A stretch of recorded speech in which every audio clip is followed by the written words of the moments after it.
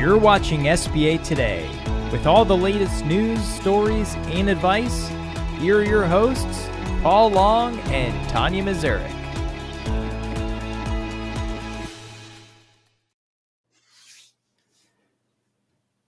Welcome to SBA Today, presented by Res Title, your SBA title experts for the week of May 19th. I am Paul.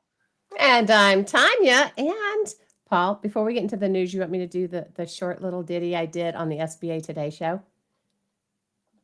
Yeah, sure. What do you think? You want me to do that? Let's do it before we do the news, because it's a short one, and then you'll know what's coming at the end. All right. Times are changing and the game is tight. Bars want someone who gets it right. Eligibility? It's complex and real. You need a vet who can structure the deal. It's Paul and Tonya. Been in the game for years, dropping SBA truth, cutting through the fears. From eligibility rules to risk on the table, they'll break it down simple, real talk, no fable. They're pros in the field, not just talking the talk. They've dug through the policies and walked the walk. So pull out the seat, bring your questions, let's go. It's Tonya and Paul on the SBA Today show. Oh, so that's the one. SBA Today. Anyway, we got another question. Well done, Tonya. Well done. I know, I couldn't find any music, but whatever. No, that's good. That's good. It's funny. I sit down with all the SOP stuff and I read it all, and you create a rap. I love it. That's why we're yin and yang on this show. Yin and yang, yin and yang. Well, we're going to jump into the news here. Hopefully everyone had a great time at Nagel last week. A lot of exciting things and good information on there. So one of the things I want to talk about is IBBA, who also had their conference. It's like conference week if you're a BDO, right? But IBBA has what's called the Market Pulse, which is for business acquisitions, which I always find extremely fascinating. Mm-hmm. And one of the things they talk about, Madison, pull up the graph on there, is they talk about 60%. When it comes to the path to ownership, 60% start the business, where 23% of the purchases go through third parties.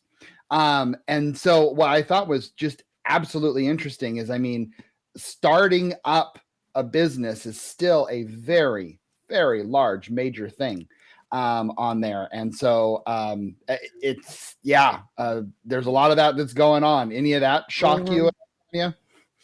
It kind of did a little bit. And kudos to those that are starting their business, because that's some serious badassery in my book, if I'm allowed to say that. But seriously, starting it from scratch, there's a lot that goes on with that. There's no historicals. There's no idea if it's going to work. They're just kind of, a game plan, some money, and some help and moving forward with it. So I think that's cool, especially 60%. That really shows what we do in the industry and who we help, Paul. So I think that's really awesome. But I will say, on the flip side, for those who are starting a business, do you want to start a business and take all that risk, or maybe buying a business that already is established helps you get a little further? Just saying. And I would say 60% that 60% say they want to start it, Paul. Clearly, I understand that, but even if I take off my lender hat, that would be the approach that I would go to, because you already have a foundation built that you can build upon. But 100%. As an SBA lender, I'm absolutely waving my hand and flag saying, buy a business. Well, absolutely. Because our local business broker community. Well, it's a business broker community, as well as you've got records. You know what this thing is likely going to do. So it's a lot safer, a lot less risk. But true. Yeah. What's the next one, Tonya? All right. So I don't know if we're going to bring this up or not, but we are going to look at the seller's market confidence and what it's been.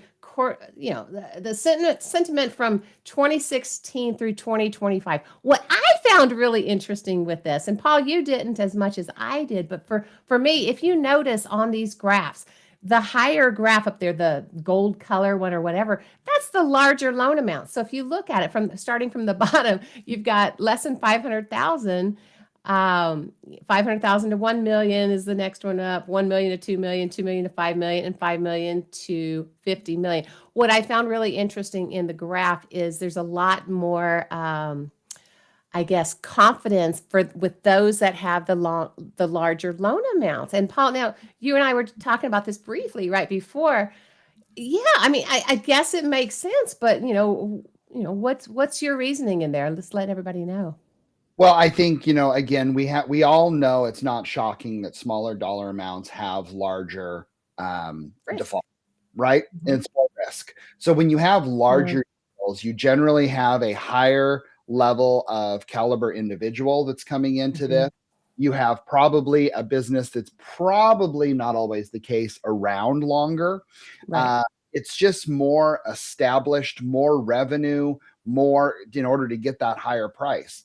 So I think that's a big deal. And that's why there's just more confidence on those larger deals. It's just, I mean, and I think the pool of who can get those larger deals is also smaller. So you got to have some, more skin in the game, wherewithal, more experience, more oomph. I mean, I see it even with us, as lenders and whatever, we notice the same thing when we've got borrowers coming in. Those borrowers with the smaller loan amounts or, the easy entry type businesses and that type thing definitely need a little more hand holding and a little more help moving forward, especially like, those business plan writers out there. Yeah, you guys definitely can step in those cases. But I just found it rather interesting. And obviously it dropped down in 2020, as we all knew it would, but it's kind of steadied out, which is a little bit interesting as well. Which is kind of wild, is the lower ones are more steady, it looks like, since quarter 1 24, whereas the higher loan amounts have got a little bit more stress. So I find that interesting. Definitely got some tariffs. Tariffs have got to have something to do with that. Tariffs are definitely having a part of that. I think, again, as we look at some of the changes that the SBA did with the new SOP coming out here in the next few weeks, that's another reason for it. I mean, again, how much skin in the game are you doing? And the whole, 3%, 7%, interest only kind of stuff. Like, I got more people in there, but the quality of deals were less. And I think from a credit risk standpoint, you all listening would agree with me on that. Not always, but the majority. Absolutely. All right, cool. Another thing that they went into is how did they finance deals in 2025, whether it was cash to close or seller financing. And this one's very interesting because what I'm seeing here is that 88% of the deals under 500,000 are cash. Not lending. 88% are cash. 82% is cash for 500 to $1 million. All cash. So, I mean, I think that's where, we have a lot of investors in the market. We have search funds. We have all this type stuff. But I think we got mattresses. Well, there's mattresses. That's correct. But what I think, though, is that I'm always amazed by where the cash is coming from. And I think for those smaller deals, it's good for there. Where the larger deals, you don't see a whole lot of all cash deals. When it comes to all cash deals, about around 10% come in all cash, and those are probably more of your search funds and investor deals. So, what's your thoughts on that, Tonya? What have you seen in those? I mean, have you seen some of those deals coming in where people are coming in and they're more so on the lower though, where they've got cash, they kind of want to leverage their own. I don't know, Paul. I think also on which way. I also think gifting plays a big deal on this too. I think there's a lot of parents, uncles, aunts, family members that are gifting. I know in my experience that I'm seeing on those smaller deals, gifting is kind of a bigger deal on that. So make sure to have your 2-month statements, by the way. and your gift letter. Well, I've always seen the gifts, but it's usually been in smaller amounts, not really huge amounts as far as to support the entire deal itself. But yep. Anyway, all right. That's right. Yeah.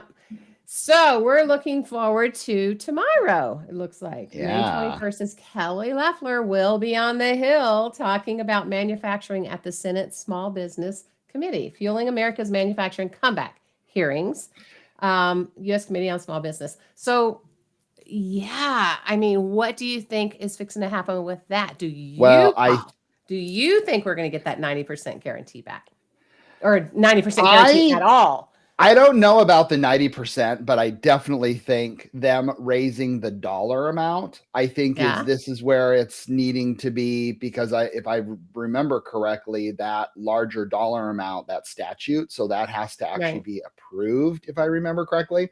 Yes. So I think that's why they're talking about that, and then hopefully that committee will establish the bill to kind of get it moving to reality. Now, if they add the larger dollar amount and 90%, oh baby, that's huge. Are we gonna do the bets, because we like to do the bets, and I'll take whatever you don't take, but I know you're gonna take. Okay, you're not gonna do the 90% guarantee. So I agree. They are gonna do the 90%. Yep. Only because I'll go with the lesser